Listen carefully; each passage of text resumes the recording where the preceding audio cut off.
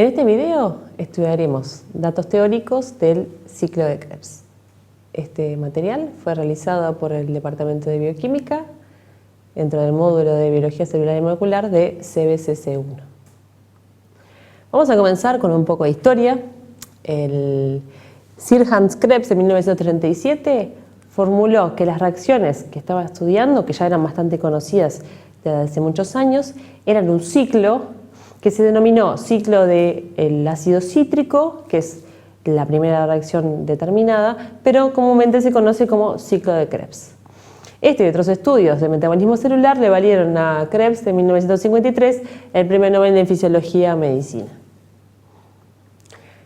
Aquí tenemos una panorámica del ciclo de Krebs, que básicamente tiene 9 pasos catalizados por 8 enzimas y los principales productos del ciclo de Krebs son el NADH, aquí, el FADH2, un GTP y 2CO2. Vamos a empezar a ver una a una cada una de las reacciones. La primera reacción es la condensación del acetil-CoA con oxalacetato por la citrato sintasa dando citrato. Es una reacción altamente hexargónica y esa reacción hexargónica se da es porque la hidrólisis del acetioéster genera mucha energía. En el medio se forma un intermediario denominado citroil-CoA, que aquí no se menciona. La segunda reacción es la formación del isocitrato vía cisaconitato. Es una isomerización que se da los dos pasos por la misma enzima, la conitasa, donde primero se da una deshidratación y luego para formar cisaconitato y luego una rehidratación para generar el isómero isocitrato. Esta isomerización se da para que sea más fácil el posterior paso de reducción del NAD a NADH. Una cosa interesante de mencionar de la enzima conitasa es los centros ferrosulfurados que tiene como en el sitio activo, que actúan como centro de fijación de sustrato o centro catalítico, y este tipo de centros ferrosulfurados también se encuentran en otro tipo de enzimas sumamente importantes como los de la cadena respiratoria. En la tercera reacción es la oxidación del isocitrato alfa-acetoglutarato, y aquí se produce una descarboxilación y la formación de un NADH. La formación del alfa-acetoglutarato es una reacción altamente hexargónica, y una cosa interesante a mencionar es que existen dos formas de la isocitrato deshidrogenasa que utilizan diferentes cofactores.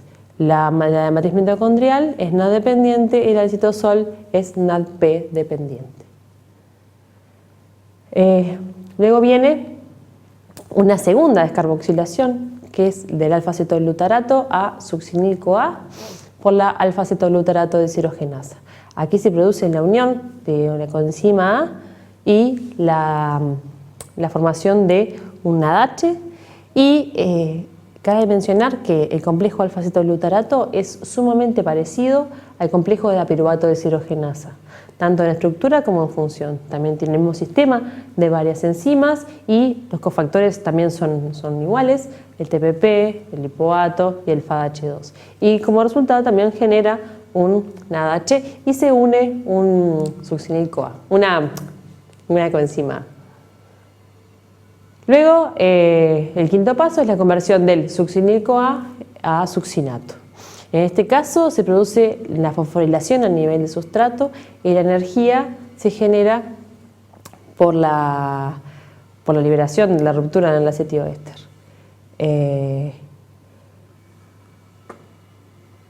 Luego el succinato, que sería la sexta reacción, se oxida a fumarato por la enzima succinato deshidrogenasa y se genera un FADH2. El FADH2 es característico a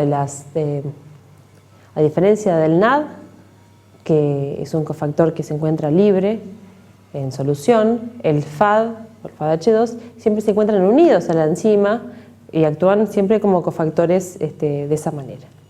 En este caso, el producto es el fumarato, y aquí muestro la estructura del malonato. El malonato es una molécula que es sumamente parecida al succinato, que es el sustrato de la enzima succinato deshidrogenasa. Y es un fuerte inhibidor competitivo de esta enzima. Es interesante mencionarlo porque la utilización de malonato fue una de las sustancias que se utilizaron para determinar que el ciclo de Krebs es de hecho un ciclo.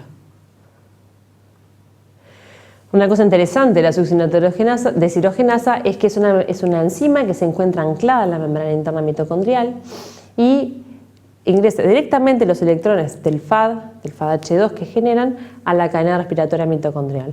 La succinato deshidrogenasa también es conocida como complejo 2 de la cadena respiratoria mitocondrial. La séptima reacción es la hidratación del fumarato para producir malato. Simplemente mencionar que es específica para la formación de L-malato. Y luego volvemos a empezar para formar a partir del L-malato oxalacetato. Aquí se produce el tercer NADH y cabe notar que esta enzima tiene una energía libre estándar bastante energónica. Ya sabemos que energía libre estándar y energía libre real no son lo mismo. En condiciones celulares, los niveles de oxalacetato se mantienen sumamente bajos de manera de favorecer la reacción, entonces para que tenga un delta G real exergónico.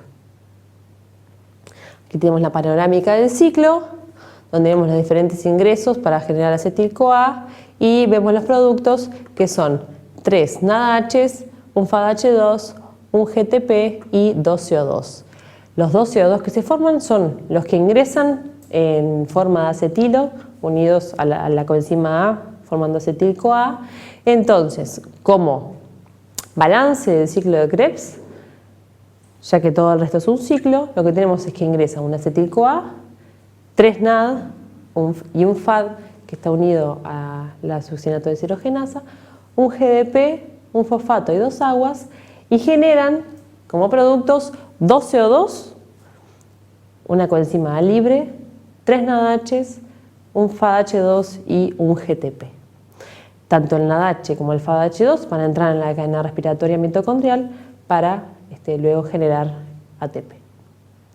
Esto se va a discutir en otro video, pero es interesante mencionar que el ciclo de Krebs va a generar 3 NADHs, que cada uno genera en promedio 2,5 ATPs, y un FADH2, que genera 1,5 ATPs cada uno, y un GTP, en total genera 10 enlaces de fosfato de alta energía como ATP. No solamente a partir de piruvato se puede formar acetil-CoA, que va a ingresar en el ciclo de Krebs, sino que también los ácidos grasos pueden generar acetil-CoA, que también puede entrar al ciclo de Krebs para generar energía.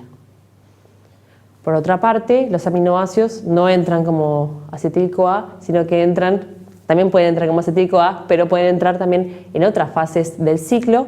Aquí mostramos los diferentes tipos de aminoácidos, marcados como cetogénicos en celeste o glucogénicos en rosa, y vemos que pueden entrar cada uno de ellos en diferentes fases del ciclo.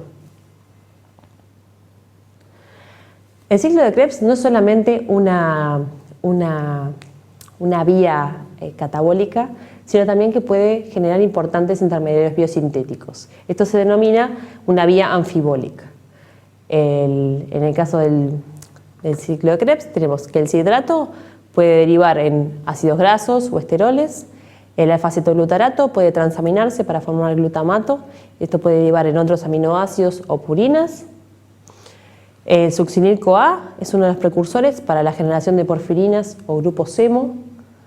Y el oxalacetato se puede transaminar y formar aspartato para generar otros aminoácidos o purinas y pirimidinas. Como vemos, hay un amplio abanico de metabolitos que pueden generarse a partir del ciclo de Krebs.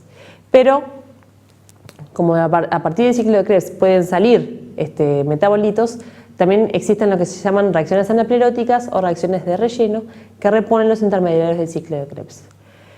Las reacciones son generadas por las enzimas piruvato carboxilasa, fosfenopiruvato carboxiquinasa, fosfenopiruvato carboxilasa y enzima málica.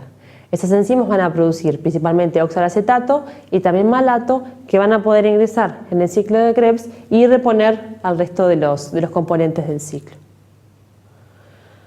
Bueno, por último, ya terminando, entramos en la regulación del ciclo de Krebs. Existen muchos tipos de regulación. La primera puede ser la disponibilidad de los sustratos y también la inhibición del ciclo o de las diferentes reacciones por acumulación de los productos. En el caso de cada enzima, por ejemplo, la citratosintasa se inhibe por exceso de NADH, succinil-CoA, citrato o ATP y se puede activar por ADP. La isocitrato deshidrogenasa se inhibe por ATP y se activa por ADP, y la alfa-cetoglutarato deshidrogenasa se inhibe por succinil-CoA o NADH y se puede activar por calcio. Pero lo más importante, y esto es sumamente importante, es que el factor regulador más importante del ciclo de Krebs es la relación intramitocondrial, en este caso porque se da dentro de la mitocondria, de NAD sobre NADH. Niveles elevados de NADH van a inhibir el ciclo de Krebs y niveles elevados de NAD+ van a activarlo. Aquí vemos una panorámica gráfica, simplemente vemos lo mismo que acabamos de describir. Excesos de ATP o de NADH van a inhibir el ciclo y excesos de ADP o de NAD+ van a favorecerlo. Bueno, la bibliografía recomendada, como siempre que nosotros recomendamos que la utilicen, son los principios de bioquímica de Leninger. También se utilizó para la generación de este material el The Medical Biochemistry Page o la bioquímica médica básica de Marx.